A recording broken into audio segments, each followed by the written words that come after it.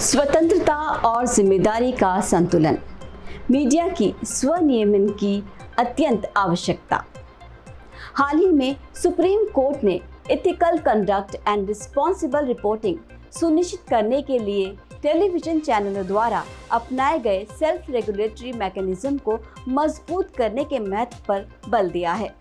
इस मुद्दे पर जब हमने अपने एक दोस्त से बात की तो उनका क्या कहना था, देखते हैं। सुप्रीम कोर्ट चाहता है कि मीडिया जिम्मेदारी भरे तरीके से काम करे। इसका मतलब ये है कि वो सच्ची खबरें दे। ध्यान आकर्षित करने के लिए खबरों को अत्यधिक रोमांचपूर्ण न बनाएं। इससे लोग समाचार पर अधिक भरोसा कर सकते हैं और लोगों के अधिकारों की सुरक्षा भी होती है।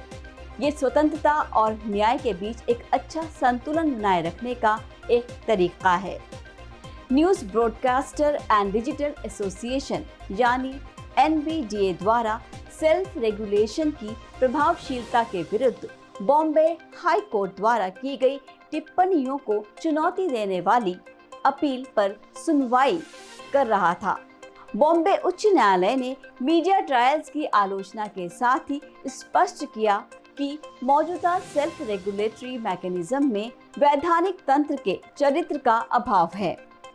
What are the Supreme Court's observations? Balancing regulation and freedom of speech. सर्वोच्च न्यायालय ने मीडिया कंटेंट में इथिकल स्टैंडर्ड्स को बनाए रखते हुए सरकार द्वारा प्री सेंसरशिप और पोस्ट सेंसरशिप से बचने के महत्व को स्वीकार किया।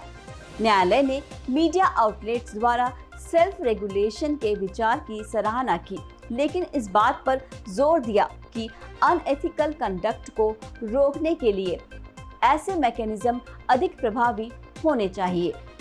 Notice issued to strengthen regulatory framework. सर्वोच्च न्यायालय ने रेगुलेटरी फ्रेमवर्क में वृद्धि के लिए NBDA और संबंधित पक्षों को एक नोटिस जारी किया। न्यायालय ने इस बात की जांच करने की आवश्यकता पर जोर दिया कि क्या सेल्फ रेगुलेटरी मैकेनिज्म स्थापित करने के लिए उठाए गए मौजूदा कदमों को अधिकार क्षेत्र और उल्लंघन के अंतिम परिणामों दोनों के संदर्भ में मजबूत करने की आवश्यकता है। Concerns over media behaviour. सर्वोच्च न्यायालय ने एक अभिनेता की मौत के बाद मीडिया कवरेज के कारण भड़के उन्माद पर प्रकाश डाला, जहां अपराध या निर्दोषता का अनुमान चल रही जांच को प्रभावित कर सकता है। न्यायालय ने इस बात पर जोर दिया कि मीडिया की भूमिका सार्वजनिक राय को आकार देने के बजाय दोषी साबित होने तक निर्दोषता की धारणा को बनाए रखने की होनी चाहिए। Proposal to enhance fine and guidelines. न्यायालय ने उल्लंघनों के लिए लगाए गए मौजूदा 1 लाख रुपए के जुर्माने की एडिक्वेसी पर सवाल उठाया। सुझाव दिया कि जुर्माना पूरे शो से होने वाले मुनाफे के प्रोपोर्शनेट में होना चाहिए। अंत में निष्कर्ष ये निकलता है कि टेलीविजन चैनल्स के अनएथिकल कंडक्ट के लिए जुर्माने में बदलाव करने का सर्वोच्च न्यायालय का फैसला फ्री स्पीच की सुरक्षा करते हुए मीडिया की नैतिकता और जिम्मेदार रिपोर्टिंग को बनाए रखने की उसकी प्रतिबद्धता को दर्शाता है। रेगुलेटरी बॉडीज को शामिल करने और स्ट्रिक्ट पेनल्टीज का प्रावधान करने का न्यायालय का निर्णय मीडिया की स्वतंत्रता और नैतिक जिम्मेदारी को संतुलित करने की दिशा में न्यायालय के प्रोएक्टिव स्टैंस को प्रदर्शित करता है। All are in agreement that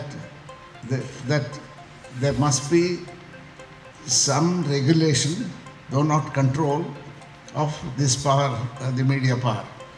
All of them are agreed. Nobody says, well, we are law unto ourselves and we don't want any regulation.